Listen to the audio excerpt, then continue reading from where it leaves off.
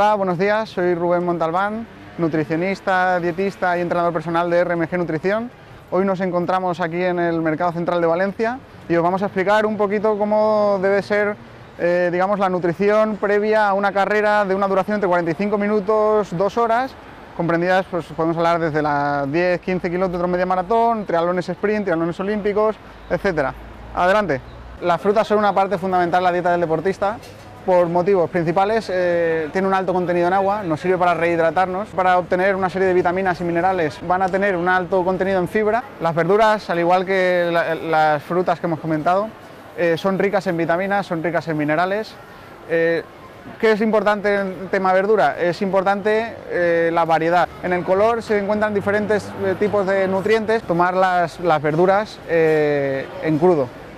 Alguna ración al día porque así es de la manera en la que se conservan sobre todo las vitaminas y minerales. Las carnes rojas lo que tienen ese color peculiar es porque tienen mioglobina, una proteína en la que contiene una gran cantidad de hierro. Eso va a ser importante para la nutrición del deportista. Tenemos que escoger una que tenga un bajo contenido en grasa, filetito de ternera, un entrecot de ternera. Las carnes blancas son carnes ricas en proteína, tienen alta calidad, tiene un bajo contenido graso. El pescado es otro alimento imprescindible que tenemos que tener en nuestra dieta. Los pescados grasos, pescados con más contenido graso, eso sí, con un alto contenido en grasas poliinsaturadas, muy ricos en omega 3, que son muy interesantes a la hora de la dieta del deportista. Vamos a seleccionar los quesos frescos, son los menos grasos, pero siguen aportándonos una cantidad importante de vitamina A, vitamina D y sobre todo de calcio. Acabamos de comprar un par de barras de pan. El pan es uno de los alimentos que se encuentran en la base de la pirámide alimenticia. Alto contenido en hidratos de carbono, fuente de energía para el deportista en la prueba, en la competición. Ya tenemos los ingredientes para irnos ahora a cocina.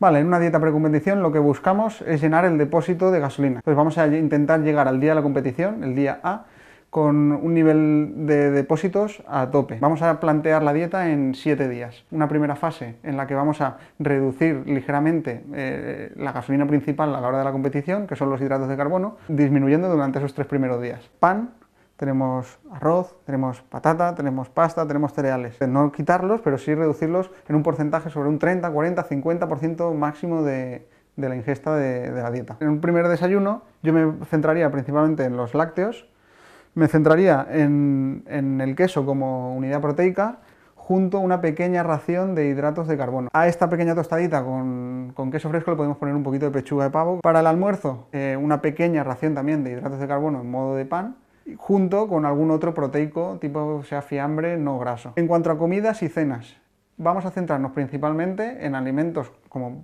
parte principal que sean verduras.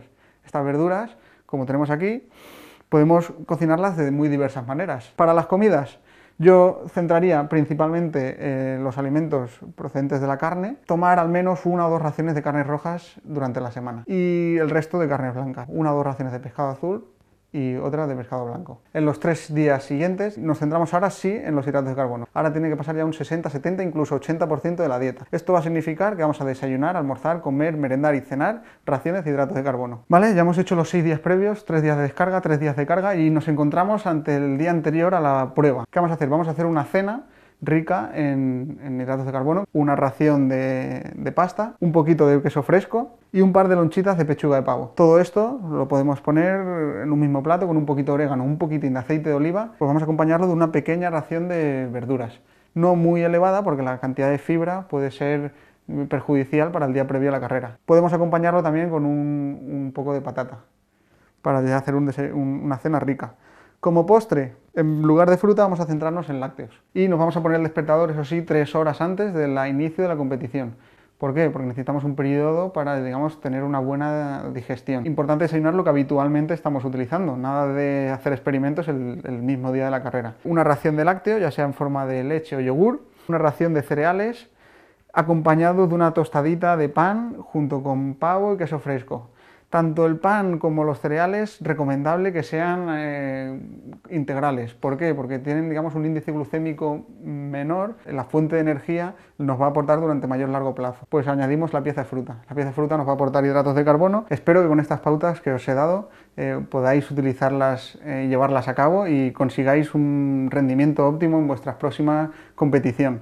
No obstante, os recomiendo que acudáis a un dietista nutricionista que os dé las pautas que necesitáis personalmente, con una dieta personalizada. Bueno, hasta la próxima.